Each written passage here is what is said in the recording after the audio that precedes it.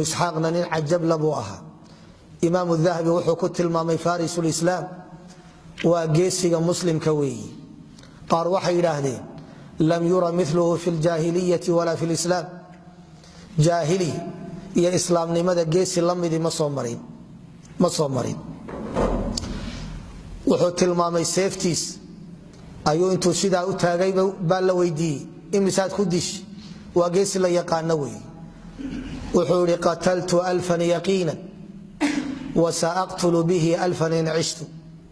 horta kun inaan ku dilay waan hubaabu laakiin haddaan si noolaado kun kalena waa ku dilaya waxaydan ula yaabin marba waxa weeye ay u tageenin madaxdii Room kamida ayaa la booqday dabeedna nin la socday oo safiir ahaa ayaa wuxuu u sheegay nin tilmaaman oo gaalada kamida oo aan loo babac dhigin ayaa aad loo amaanay dabeedna dhagtu wax ugu sheegay ma afiiqaana ninkan madaxda ah dhagtu wax ugu sheegay wuxuu yiraahdaa u baxay ninkan la boonbooninay ninkii waxa uu yiri muxuu ku hadlaya wuxuu leeyahay ninkan aad amaanaysan ana u baxay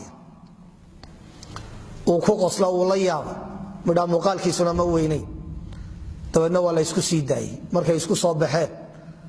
ayuu iska dhigay sidii nin ka baqaya waa u daba jeediyay xoogaa buu orday markuu arkay inuu xoog u ordayo ayuu bur yar oo uu sitay buu la soo jeestay dabeedna madax ayuu kaga dhuftay halkii buu ku dhintay dabeedna hor uu sii socdo ninkii ugu qiimaha badnaa buu ka dilay waa la dilaya dabeedna hor uu sii socday konton nin baa laga daba diray konton nin oo walibana farisiyiina yani fursana fardafuula ayaa laga daba diray leeyay ninkaas nolol iyo geeri midun ku keena sidii uu ordayay buu ka galay meel wada ciriiriya ah wuxuu sitaa seef maahay waa bur weey bur ayuu sitaa dabeedna ninkii koowaad baa soo maray ma awoodaan dhammaantood inay wada maraan waa inay mid u maraan mid walba madaxu kala eegtaa shiishkana aad buu u yaqaanay waa dilaa markuu 49 istul dhigay buu kii kontonaad dhaawacay si aanu u dilin dabeedna intuu qabtay buu sanka iyo dhagaha ka gooyay naqo ku 49 waa dilay 49 waa dilay waxyaabay ka sheegeen waxa kamida inuu waxa weeye nin madaxda kamido teendadiisa ka soo jeeda oo ay suweer ka hayaan ayuu kursigu ku fadhiyay buu leeb ku tuuray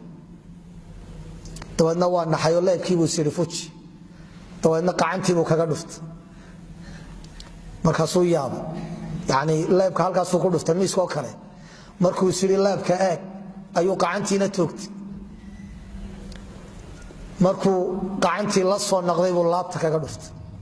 dabeedna waa jabeen magaaladiina waa la furtay imaam الذهبي waa halka uu leeyahay waa faris الاسلام weey